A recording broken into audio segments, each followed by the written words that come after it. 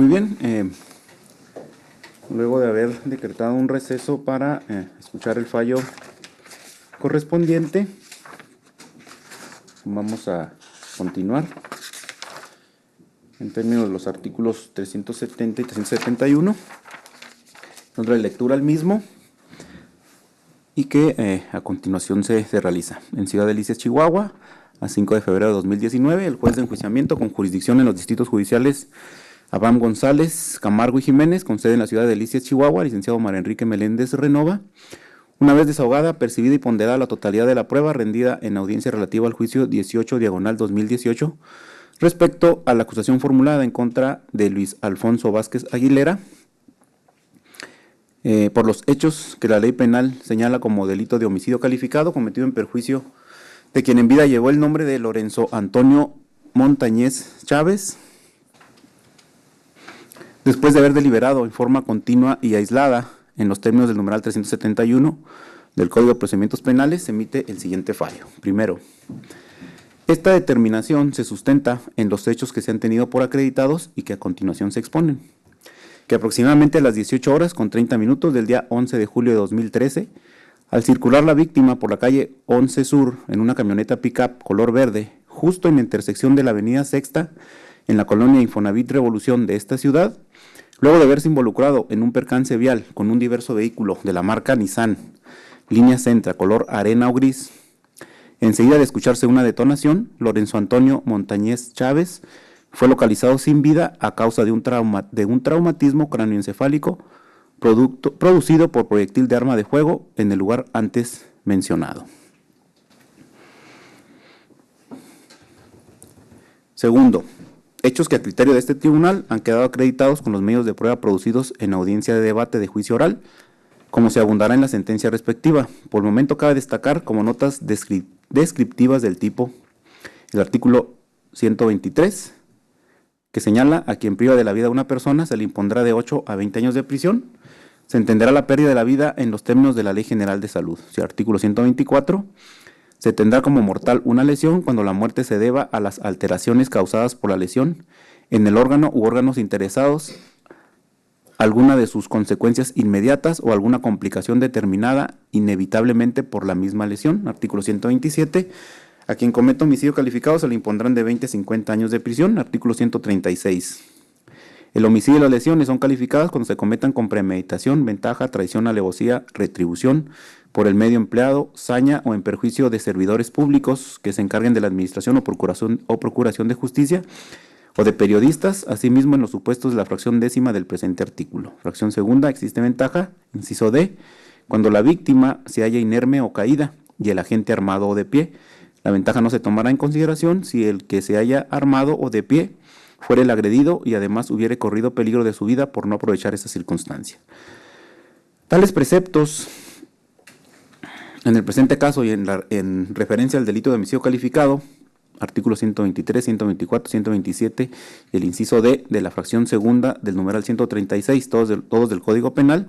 llevan implícito los siguientes elementos. Inciso A, pérdida de la vida de una persona. Inciso B, que tal suceso sea atribuible a persona distinta de la víctima. Inciso C, que la muerte haya sido a consecuencia de una lesión mortal. Inciso D, que el agente haya conocido la ilicitud del acto y no obstante a ello haya realizado el hecho típico, queriendo o aceptando el resultado. Y el inciso E, que este último se encontrara armado. Al respecto, con la prueba de cargo desahogada por parte del órgano acusador, se comprobaron los aspectos que colman la fundamentación antes descrita, pues se tiene,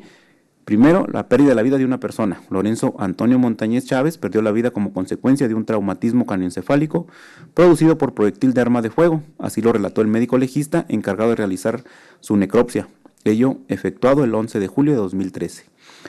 El galeno Tomás Bazán Brito describió científicamente, con base a la metodología que le es propia, tales alteraciones mortales en la salud, explicó de manera detallada los procedimientos médicos y quirúrgicos empleados, así como los hallazgos en el cuerpo del fallecido, expuesto con fluidez y solvencia, pues las circunstancias descritas dieron paso a las conclusiones atinentes a las causas del deceso, estrechamente vinculadas a las implicaciones orgánicas producidas por la potencialidad lesiva de la ojiva que perpetró en su humanidad. Explicó haber encontrado una herida de 1.5 por 1.5 centímetros en parietal derecho, con bordes invertidos de entrada, lo cual describe como la parte por donde ingresó el proyectil, y una herida de 2 por 2 centímetros en el parietal izquierdo, con bordes revertidos y masa encefálica, lo que refiere como salida. Como pudimos apreciar en las imágenes que él mismo tomó y anexó en su informe, y que es conocido por el común de las personas que una lesión en esa parte de nuestra humanidad, mayormente con un arma de fuego, como fue en el caso, pone en riesgo la vida del lesionado. Según se sabe, la cabeza es el centro de mando para el adecuado funcionamiento de los órganos y sistemas del ser humano, ya que el cráneo envuelve el cerebro y los daños en este comprometen necesariamente su desenvolvimiento, incluso la vida. Por lo que, al haber recibido la víctima un disparo en esa parte de su cuerpo, sufrió la pérdida de esta. Así lo plasmó a su vez en el certificado de función 13-0101-610, relativo precisamente al señor Montañez. Señaló como causa de muerte el traumatismo craneoencefálico secundario a heridas por proyectil de arma de fuego, ello el 11 de julio de 2013 a las 18 horas con 50 minutos, en la avenida Sexta y calle 11 Sur de Ciudad Delicias, donde fue encontrado. De interés lo son también las testimoniales de los señores Rocío Magali García Rodríguez, José Luis Montañez Vaca y Felipe de Jesús Montañez Chávez, quienes refieren respectivamente haber sido concubina, padre y hermano del difunto, la última vez que lo vieron, así como características de su personalidad, cómo se conducía, que tenía 2 hijas, incluso Rocío Magali señaló ser madre de una de ellas, demostrándose con ello la preexistencia de la vida de Lorenzo Antonio. Testimonios que no son singulares ni aislados, por el contrario, entrelazados, se robustecen sin haber acreditado razón alguna por la cual se conducieran con falsedad. Que tal suceso sea atribuible a persona distinta de la víctima también se acreditó. Según la óptica de quien resuelve, el citado resultado luctuoso es correlativo a la actividad desplegada por un agente externo, en este caso derivado de la proyección de un arma de fuego. Para acreditar aquello, se contó con el dicho de la del perito en química forense, Luis Enrique Dávila Romero, quien a solicitud de la Fiscalía realizó en la evidencia que identifica como, entre comillas, telas con muestra del dorso de ambas manos recabados al occiso Lorenzo Antonio Montañez Chávez el 11 de julio de 2013, dentro del expediente CIEC 128-13, una prueba de radiosonato de sodio, lo cual se dirige a identificar la presencia de plomo y bario, elementos que refiere componen los cartuchos de arma de fuego, mismos que pueden ser depositados en las áreas cercanas a la deflagración del arma o bien en las zonas del impacto del proyectil. Así entonces, después de ser puntual en la metodología empleada, establece como única conclusión que el examen efectuado dio negativo, es decir, que Lorenzo Antonio no tuvo en sus manos rastros de plomo y bario, lo que nos lleva a la lógica conclusión, según la información obtenida, las máximas de la experiencia y los conocimientos científicos, en términos de los numerales 20 y 333 del Código Adjetivo, de que el pasivo no sostuvo con sus manos el arma de fuego, por lo que la lesión en sus lóbulos parietales no pudo ser autoinfligida, quedando con ello demostrado, y como se dijo al inicio de este apartado, que la causa de la muerte del señor Montañez Chávez fue ocasionada por un tercero. También tenemos que la muerte haya sido a consecuencia de una lesión mortal, como se ha precisado en líneas precedentes. El doctor Bazán Brito fue categórico al manifestar que la causa de la muerte de Lorenzo Antonio Montañez Chávez había sido la entrada y salida por los lóbulos parietales del proyectil de arma de fuego, siendo un traumatismo craneoencefálico producido por el mismo proyectil el que lo llevara a su muerte. También tenemos que la gente haya conocido la ilicitud del acto y no obstante ello realiza el hecho típico, queriendo y aceptando el resultado. De lo anteriormente señalado, podemos válidamente afirmar que el comportamiento del sujeto activo fue el idóneo para privar de la vida a Lorenzo Antonio. Por la mecánica del evento, forzosamente tuvo que haber una intención de causar un daño en la salud del pasivo, dado que es sabido por la generalidad de las personas, como se indicó, que cualquier lesión en la cabeza, máxime con un arma de fuego, por lo menos puede causar un mal funcionamiento de cualquier órgano vital. Además, el mero hecho de accionar un arma, aun y cuando el proyectil no fuese direccionado, pone en riesgo a las personas que alrededor se encuentran, y aquello a su vez es un hecho conocido por el común de las personas, la vulnerabilidad o peligrosidad de accionar un arma de fuego. Por tanto, es claro que para quien resuelve que el fin u objetivo buscado por el sujeto activo era no menor a causar una lesión física en la corporeidad de la víctima, pues al desplegar una acción violenta en contra de su humanidad de suma potencialidad lesiva, es decir, deflagrar un arma de fuego en dirección a una parte vital del cuerpo humano, así lo demuestra. Forma comisiva, típica, regular y propia de perpetrar un homicidio. También tenemos que el agresor se encontraba armado. Del dicho del galeno Tomás Bazán se infiere la deflagración de por lo menos un proyectil,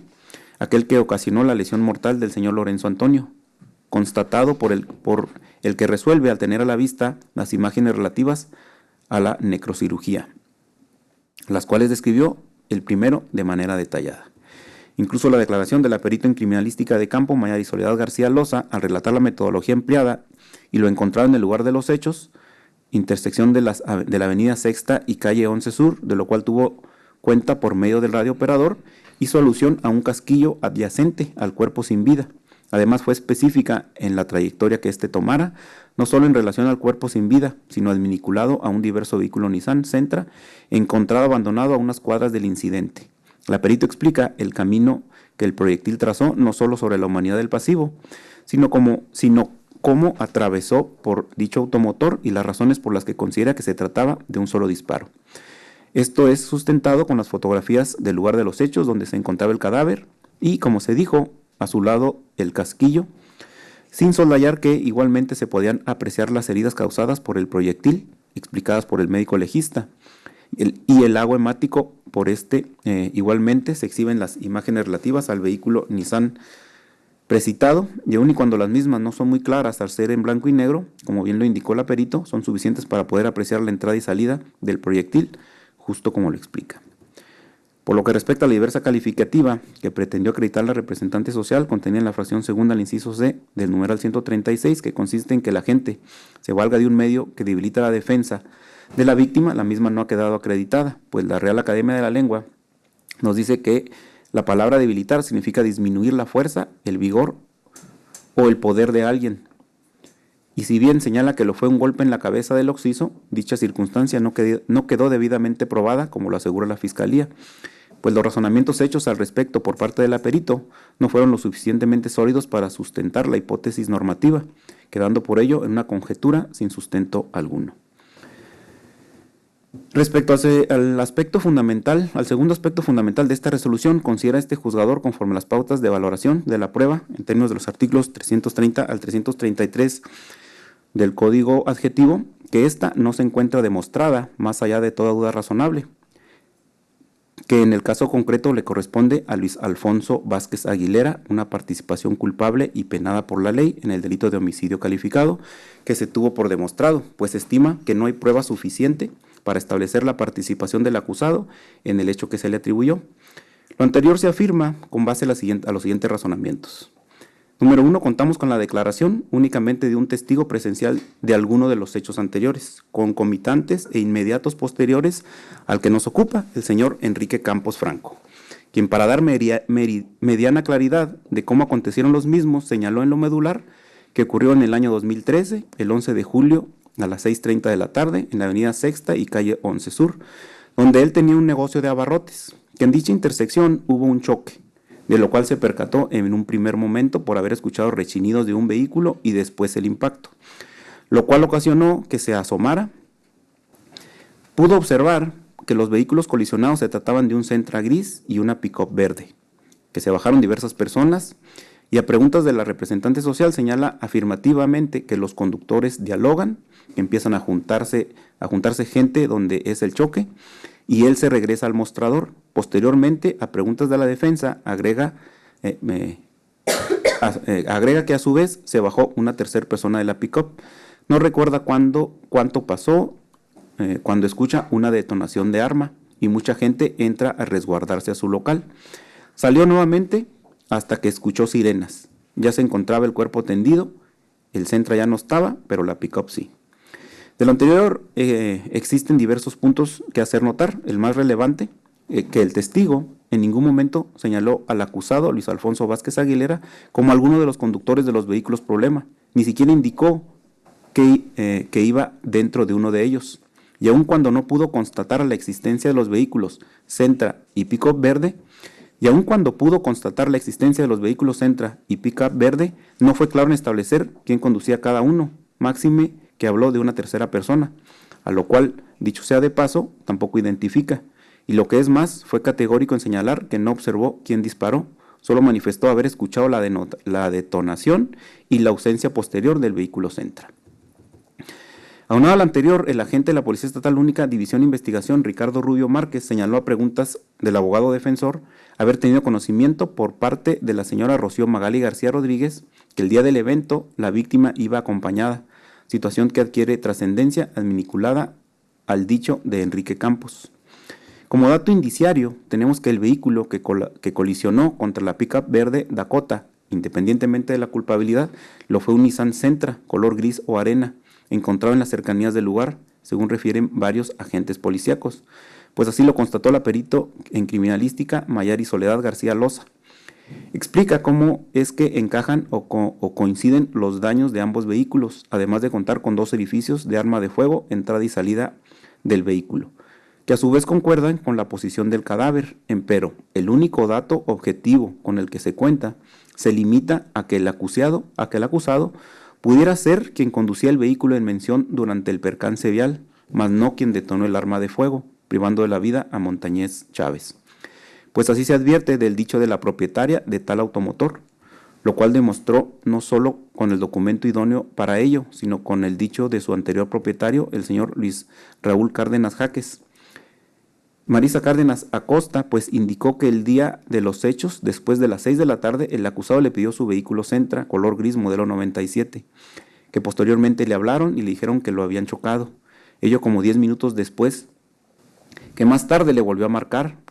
el acusado diciéndole que reportara el carro como robado. Le dijo que estaba en Soriana y que había dejado el vehículo abandonado.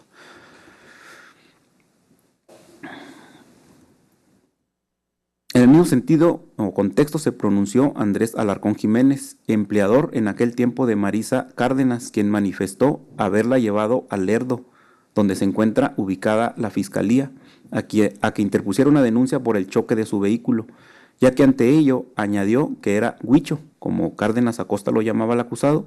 quien aquel día conducía el automotor. Sin embargo, a pregunta de la defensa, el testigo señaló que aquello lo supo por comentario de los vecinos, que no le consta, pues ni siquiera sabía que era pareja de su empleada. La testigo Cárdenas Acosta no hizo alusión a nada en relación a un delito de homicidio, incluso manifestó que no tuvo conocimiento de nada más que hubiera sucedido. No fue hasta un ejercicio para evidenciar contradicción en donde se indicó que los ministeriales le dijeron que había una persona muerta. Es por ello que ante dichas inconsistencias no permite este juzgador hacer una concatenación de indicios que nos lleven a la certeza de que el acusado cometió los hechos que se le imputan, pues es más la incertidumbre que se tiene respecto de cómo acontecieron y quiénes estuvieron presentes. Así pues, partiendo de la premisa de que el juzgador debe condenar únicamente cuando se tenga convicción sobre los hechos en materia de la acusación y de la responsabilidad del acusado, lo que deberá ser producto o resultado del análisis exhaustivo de los medios de convicción desahogados durante el juicio, es decir, una sentencia condenatoria se debe emitir exclusivamente cuando a partir de los medios de prueba o elementos probatorios que fueron puestos a su alcance, se engendra la hipótesis convictiva de que el acusado lo cometió o participó en el mismo o en el hecho que se le atribuye. Ello de conformidad con el marco constitucional y legal exigido en nuestro sistema penal de corte acusatorio, situación de la que adoleció el presente juicio. Este juzgador considera que las pruebas desahogadas dentro de la audiencia de juicio oral de ninguna manera aseguran o direccionan categóricamente a que el acusado Luis Alfonso Vázquez Aguilera es el autor de la conducta típica y antijurídica que se le atribuye. Cabe mencionar, como en esencia lo deja ver la Fiscalía, que para dictar una sentencia condenatoria no se requiere necesariamente el desahogo de prueba directa o declaraciones de testigos presenciales sobre el momento del ataque, pues desde hace muchos años se viene privilegiando por la jurisprudencia mexicana la prueba circunstancial, basada en una correcta conjugación de indicios y en una razonable carga argumentativa de los jueces. Sin embargo, dicho criterio no resulta aplicable en el presente caso, pues en el mismo no se encuentran con medios de prueba que arrojen determinados indicios que, entrelazados en una correcta conjugación, den la pauta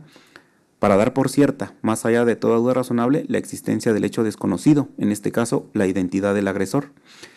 En este orden de ideas, se debe recordar que la Suprema Corte de Justicia de la Nación ha establecido la naturaleza del principio de presunción de inocencia en varias vertientes. Número 1, como carga probatoria, que se traducen las características que deben reunir los medios de prueba y quién debe aportarlos para poder considerar que existe prueba de cargo válida y destruir así el estatus de inocente que tiene todo procesado. Y número 2, como estándar de prueba, la cual ordena a los jueces la absolución de toda persona inculpada cuando durante el proceso no se hayan aportado pruebas de cargo suficientes para acreditar la existencia del delito y la responsabilidad de la persona. En apoyo a dicho argumento se transcriben las siguientes tesis jurisprudenciales: presunción de inocencia como estándar de prueba, condiciones para estimar que existe prueba de cargo suficiente para desvirtuarla. Para poder considerar que hay prueba de cargo suficiente para enervar la presunción de inocencia, el juez debe cerciorarse de que las pruebas de cargo desvirtúen la hipótesis de inocencia efectivamente alegada por la defensa en el juicio, y al mismo tiempo, en el caso de que existan, debe descartarse que las pruebas de descargo o contraindicios den lugar a una duda razonable sobre la hipótesis de culpabilidad sustentada por la acusadora. Otra es la presunción de inocencia como regla probatoria. La presunción de inocencia es un derecho que puede calificarse de poliédrico, en el sentido de que tiene múltiples manifestaciones o vertientes relacionadas con garantías encaminadas a regular distintos aspectos del proceso penal. Una de esas vertientes se manifiesta como regla probatoria, en la medida en que este derecho establece las características que deben reunir los medios de prueba y quién debe aportarlos para considerar que existe prueba de cargo válida y destruir así el estatus de inocente que tiene todo procesado. Es por lo anterior que a criterio de este tribunal puede sostenerse válidamente que no existe prueba suficiente para acreditar la teoría fáctica propuesta por la representación social, pues debe señalarse que el derecho a la presunción de inocencia tiene un rango constitucional, de donde se derivan las dos vertientes mencionadas en el párrafo anterior, que son, dicho en otras palabras, número 1, el trato del imputado o acusado como inocente, y número 2, como regla de enjuiciamiento, impone la carga de la prueba al Estado, lo que significa que si éste no logra satisfacer el estándar probatorio impuesto por la ley procesal, la consecuencia necesaria del incumplimiento de esa carga es la absolución del acusado. Entonces tenemos que el derecho fundamental a la presunción de inocencia reviste una carga probatoria al Estado, quien se encuentra obligado a doblegar el alto estándar de convicción impuesto por la ley para obtener una sentencia condenatoria, de modo que en este juicio se debe determinar con certeza la existencia del delito y la participación del acusado, y si ello no se logra, necesariamente se debe absolver. Este principio es un derecho de observancia obligatoria para todas las autoridades dentro del ámbito de sus atribuciones, es decir, entendido en este caso en el marco de todo proceso penal, pues no solo dicho principio es albergado en nuestro sistema penal, sino que además es acogido por la Convención Americana sobre Derechos Humanos en su artículo 8.2, al puntualizar que el principio de presunción de inocencia exige que una persona no pueda ser condenada mientras no exista prueba plena de su responsabilidad penal. Si obra en contra de ella prueba incompleta o insuficiente, no es procedente condenarla, sino absolverla. En síntesis, el contenido de las pruebas producidas en juicio no se vincula con eficiencia para conducir al convencimiento de quien resuelve, sin albergar ninguna duda de que el acusado fuera quien privara de la vida al hoyo occiso, pues la calidad de la evidencia o elementos de prueba no son lo suficientemente sólidos para ser utilizados como elementos de cargo y destruir consecuentemente el derecho fundamental de presunción de inocencia. Retomando la idea sobre la carga de la prueba y para ampliar un poco más los argumentos que la sostienen como principio general de derecho, se determina que quien acusa tiene la obligación de probar. Dicho principio cobra vigencia de manera positiva, pues fue resguardado por la Constitución Política de los Estados Unidos Mexicanos en su artículo 20, apartado A, fracción quinta, que describe: la carga de la prueba para demostrar la culpabilidad corresponde a la parte acusadora conforme lo establece el tipo penal.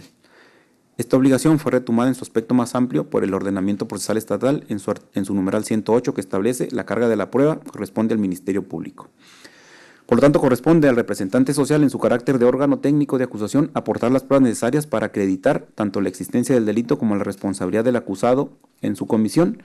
de ahí que ante una omisión del referido órgano de aportar los medios probatorios idóneos, acorde a esos requerimientos, se reitera, el juzgador tiene la obligación de absolver al acusado, ello con base a que no fue desahogada prueba fehaciente que nos lleve a concluir que el acusado accionó un arma de fuego en contra de la humanidad de la víctima, lo que acarrió su deceso. Siendo así, Siendo así que ante la ausencia de prueba directa que logre vincular el acusado de la forma asentada por el Ministerio Público, resulta de nulo o poco valor indiciario el caudal probatorio desahogado, lo cual indefectiblemente trasciende al resultado del presente fallo. En especial si se toma en cuenta que los medios de prueba aportados no arrojan conclusiones unívocas, como lo aseguró la representación social. Por otro lado, pero sobre la misma línea de pensamiento, tenemos, como se adelantó, que si la idea puede sustentar una condena con base en la prueba circunstancial o indiciaria, se sostiene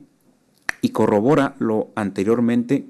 asentado en el sentido de que si bien es posible sostener la responsabilidad penal de una persona a través de dicha forma, se debe señalar que este tipo de prueba se basa en un amplio ejercicio argumentativo, cubriéndose determinados requisitos para que la misma se tenga por actualizada, pues de lo contrario, sin lugar a dudas, se vulneraría el principio de presunción de inocencia, el cual no se opone, como se dijo, a la convicción que en un proceso penal puede generar la prueba indiciaria, ya que si existen una suma de hechos que se encuentren probados debidamente y de esto se deriva razonada y fundadamente un juicio de culpabilidad, lógicamente no se vulneraría el referido principio. De tal forma que si la culpabilidad del acusado no se encuentra probada debido a que la prueba de cargo no es determinante para disipar dudas que se generan alrededor del hecho, no puede entonces generar la prueba presuncional al no encontrar una conexión lógica y por ende no conducen a una conclusión certera de lo sucedido, razón por la cual y como consecuencia de lo anterior, se puede establecer válidamente que en el particular no se demostró la culpabilidad del acusado, dado que las pruebas aportadas por el órgano acusador no resultaron aptas para tal efecto,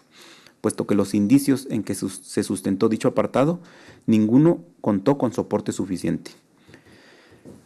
Como corolario, se debe dejar patente que nuestro sistema de justicia penal es de corte acusatorio, por lo que tiene como principio rector la presunción de inocencia, lo que encamina a que, en caso de duda, se debe favorecer al sentenciado, ante prueba insuficiente, en la presente. En relación a la participación de éste, obliga al tribunal a presumir su inocencia en términos de lo apuntado en precedentes líneas, cuyo sustento se realizó en términos de lo que dispone la Constitución Política de los Estados Unidos Mexicanos, así como la Convención Americana sobre Derechos Humanos. Como apoyo a este último argumento, se señala la tesis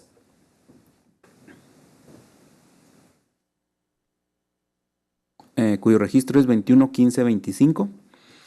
que señala indicio, concepto de. El indicio es una circunstancia cierta de la que se puede sacar, por inducción lógica, una conclusión acerca de la existencia o inexistencia de un hecho a probar. Por tanto,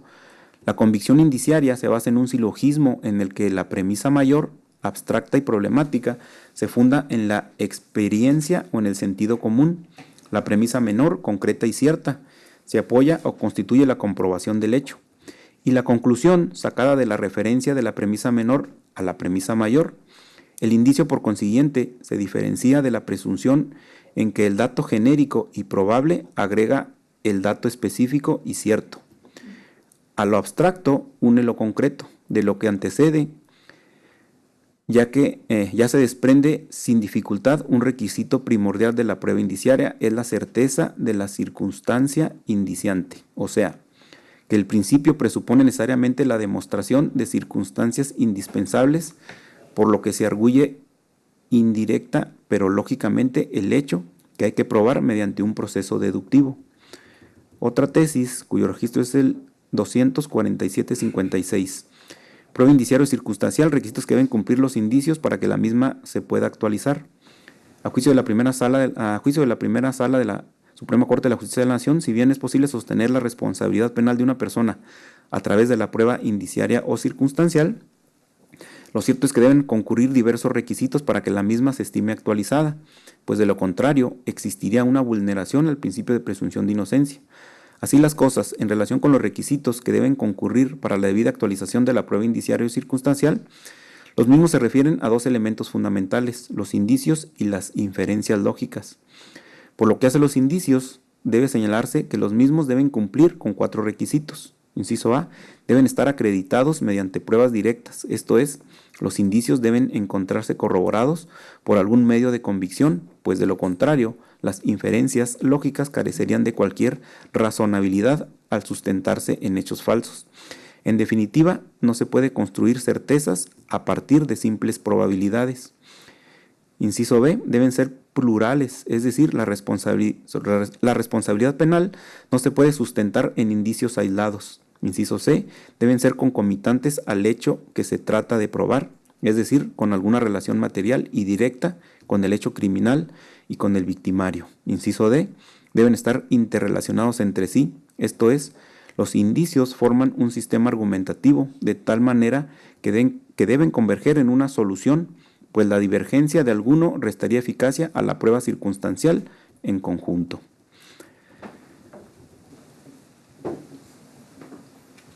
Otra tesis que apuntala a lo mismo es cuyo registro es 181490. Su rubro es prueba circunstancial o indiciaria en materia penal. Solo debe hacerse uso de ella cuando existan hechos acreditados que sirvan para presumir la existencia de otros y no para suplir la insuficiencia de prueba que puedan resultar carentes de veracidad en perjuicio del reo. Según lo ha definido la primera sala de la Suprema Corte de Justicia de la Nación en las jurisprudencias 268, visible en la página 150, tomo 2, materia penal del apéndice al Semanario Judicial de la Federación, 1917-1995, deriva de la contradicción de tesis 48 del 96 y su gaceta cuyos rubros por su orden son prueba circunstancial, valoración de la y prueba indiciaria como opera en materia penal. Esta prueba es muy específica en cuanto a su modo de operar, lo que significa que deben hacerse uso moderado de ella aplicándola. En principio únicamente en los casos en los que los hechos a acreditar no sean aquellos fácilmente demostrables con pruebas directas, que sean idóneas según el delito de que se trate, y ocuparse por excepción solo cuando existan hechos acreditados que sirvan no para probar, sino para presumir la existencia de otros, o sea, para su integración con rango de prueba plena y suficiente para dictar una sentencia condenatoria. Debe partirse de un minucioso análisis de los elementos aportados a la causa conforme a las reglas que derivan de las jurisprudencias citadas, sin que le sea dable al juzgador suplir la insuficiencia de prueba a través de su aplicación, infiriendo hechos y circunstancias que a la postre pueden resultar carentes de veracidad en perjuicio del reo. Asimismo, debe señalarse que al emitir la sentencia correspondiente, este tribunal se hará cargo de las pruebas que no fueron abordadas en el presente fallo, las cuales resultaron insuficientes para controvertir la determinación a la cual se arraigó. Por otro lado, debe señalarse que la porción normativa del artículo 373, que establece, comunicada a las partes la decisión absolutoria, una vez que haya causado ejecutoria, el tribunal dispondrá en forma inmediata el levantamiento de medidas cautelares que se hubieran decretado en contra del acusado y ordenará se tome nota de este levantamiento en todo índice o registro público y policial en el que se figuraren. También se ordenará la cancelación de las garantías de comparecencia y reparación del daño que se hubieran otorgado. Sin embargo, en la actualidad se encuentra vigente el Código Nacional de Procedimientos Penales, en cuyo cuerpo normativo, específicamente en su artículo 401, ordena el levantamiento de las medidas cautelares una vez dictado el fallo absolutorio, empero en los artículos transitorios de dicho ordenamiento, específicamente en su artículo 3, establece que la aplicación de dicha normatividad únicamente le será para los casos ocurridos a partir de su vigencia, esto es, para nuestro Estado a partir del 13 de junio de 2016, según decreto correspondiente. Entonces tenemos que resultaría aplicable para el caso el artículo 373 del ordenamiento adjetivo, pero el precepto 14 de la Constitución Política de los Estados Unidos Mexicanos impone, entre otras cosas, aplicar la retroactividad de una ley en beneficio de los gobernados. Si bien es cierto, la Suprema Corte de Justicia de la Nación ha establecido que la retroactividad de una ley solo procede en atención a leyes sustantivas y no adjetivas, como lo sería la reforma procesal en cuestión, misma que se encuentra a la fecha vigente en todo el territorio nacional. Sin embargo, como lo ha mencionado la Corte, la libertad de las personas es un derecho humano, lo cual le da el carácter de sustantivo y no adjetivo, motivo por el cual, atendiendo a estas directrices, es que en el caso concreto resultaría operante el artículo 401 del Código Nacional de Procedimientos Penales, al resultar una ley menos gravosa para las personas que se sitúen en el caso concreto, es decir, que al ser absueltas en un proceso de orden criminal necesariamente se deberán levantar las medidas cautelares a que se encuentren sujetas, ello en estricta aplicación de la retroactividad de la ley en beneficio de los gobernados. Por ello es de resolverse primero, no se logra acreditar con ningún medio de prueba la participación en el hecho punible y que se le atribuyó al acusado, por lo cual es procedente absolver a Luis Alfonso Vázquez Aguilera de la acusación que el Ministerio Público formuló en su contra. Segundo, en relación a los argumentos expuestos por el agente del Ministerio Público que no fueron abordados en la presente resolución, el tribunal será a cargo de la sentencia respectiva. Sin embargo, atendiendo al sentido del presente fallo, no resultaron suficientes para desvirtuar la prueba que sirve de sustento a las decisiones a las que arribó o a las que se arribó. Tercero, se ordena desde este momento levantar las medidas cautelares a las que se encuentra sujeto el acusado, quedando desde este momento en absoluta libertad por lo que causa se refiere. Cuarto, se señalan las 12 horas, del día 12 de febrero del año en curso para la lectura de la sentencia definitiva. Así lo resolvió el licenciado María Enrique Meléndez Renova, juez del Tribunal de Enjuiciamiento de los Distritos Judiciales Abraham González, Camargo y Jiménez, con sede en Ciudad Delicias, Chihuahua. ¿Alguna solicitud, licenciada? Sí, señor, con fundamento en lo que dispone el numeral 29 del Código Procesal Penal, solicitaría copia certificada de la resolución, de la audiencia de esta presente resolución, asimismo de todo el debate de juicio oral que sea certificado y también de la transcripción de la sentencia una vez que ésta ya esté debidamente engrosada. Copias de la presente audiencia. De la audiencia, de todo el juicio también. Ok. Y la transcripción una vez que sea engrosada de la sentencia.